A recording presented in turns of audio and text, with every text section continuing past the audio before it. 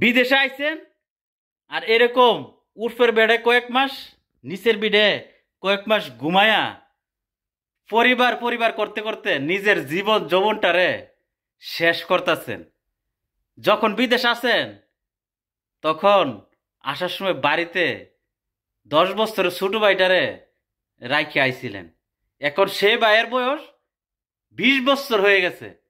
এখন ভাই মা বাপরে বলতেছে আমার বিয়া করতে হবে। এখন মা বাবা এই কথা শুন না মাথায় হাত ফুট, তুই এটা কি তাকস?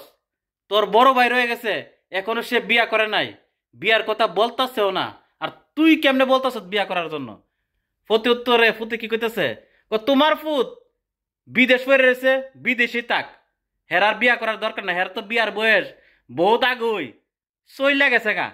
আর হের যদি বিয়া করার ইচ্ছে থাকতো তাহলে তো সে দেশে আইতো। তার শৈল গরম না, তার বিয়া করার মন চানা, তার লিগে অপেক্ষা করে করে কি আমার জীবন যেমন শেষ করুম? তোমরা যদি আমারে বিয়া না করাও তাহলে নিজের বিয়া নিজে সেরালাম। মা বাবার কথা শুন না মানুষ মনের বয়ে ফুতের দিল বিয়া করায়া। আর আমনে হেন দিয়া উর্ফের বেড়ো কয়দিন, নিচের বেড়ো কয়দিন ঘুমাইয়া পরিবার করতে করতে নিজের জীবন যৌবনটারে শেষ করতেছেন। 1 বছর গুরুত্ব না দিত ওই বাইরের ঘরে বাচ্চা হয়ে গেল, ভাই এখন বাচ্চা আর বউ নিয়া আমোদ ফুর্তিতে দিন যাপন করতেছে। আর আপনি এই বেড়া ঘুমায়া জীবনও শেষ করতেছেন, যৌবনও শেষ করতেছেন।